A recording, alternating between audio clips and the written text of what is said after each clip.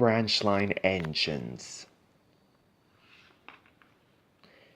Thomas comes to breakfast. Thomas the tank engine has worked his branch line for many years. You know just where to stop, Thomas, laughed his driver. You can almost manage without me.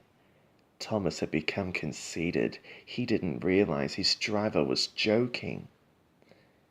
Driver says I don't need him now, he told the others. Don't be so daft, snorted Percy.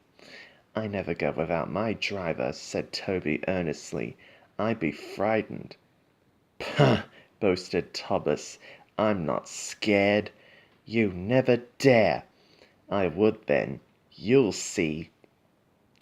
It was dark next morning when the firelighter came. Thomas drowsed comfortably as the warmth spread through his boiler. He woke again in daylight. Percy and Toby were still asleep. Thomas suddenly remembered. Silly stick in the muds, he chuckled. I'll show them. Driver hasn't come yet, so here goes. He cautiously tried first one piston, then the other. They're moving, he whispered. I'll just go out, then I'll stop and wheesh! That'll make them jump. Very, very quietly, he headed for the door. Thomas thought he was being clever, but really he was only moving because a careless cleaner had meddled with his controls. He soon found his mistake. He tried to wheesh, but he couldn't. He tried to stop, but he couldn't. He just kept rolling along. The buffers will stop me, he thought hopefully. But that siding had no buffers.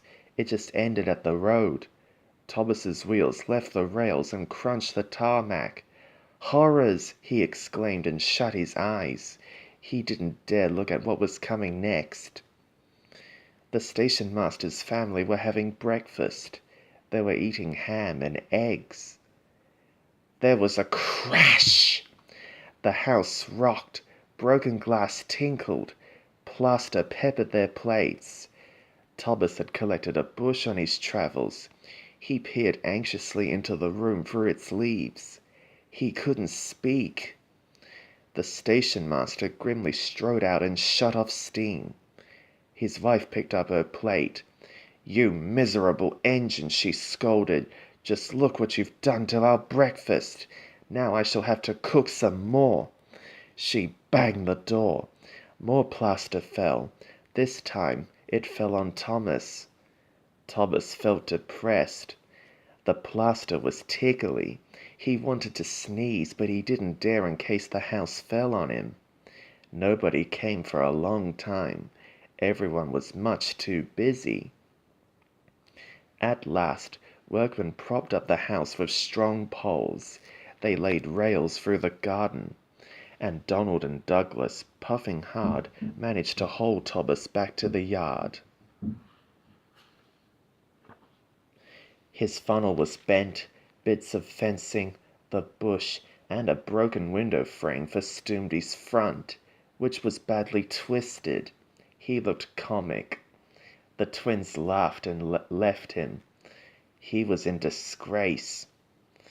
You are a very naughty engine. I know, sir. I'm sorry, sir. Thomas's voice was muffled behind his bush. You must go to the works and have your front end mended. It will be a long job. Yes, sir, faltered Thomas. Meanwhile, said the Fat Controller, a diesel rail car will do your work. A diesel, sir, Thomas spluttered. Yes, Thomas, diesels always stay in their sheds till they are wanted. Diesels never gallivant off to breakfast in station masters' houses. The Fat Controller turned on his heel and sternly walked away.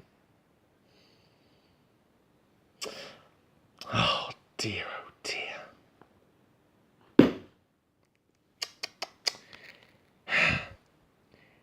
I know Thomas ran into the station master's house and ruined their breakfast, but that doesn't give Sir Topham Hatt the right to blame him for it. Besides, It's that careless cleaner's fault. If he hadn't fiddled with the controls, Thomas wouldn't have had that accident. What do you think?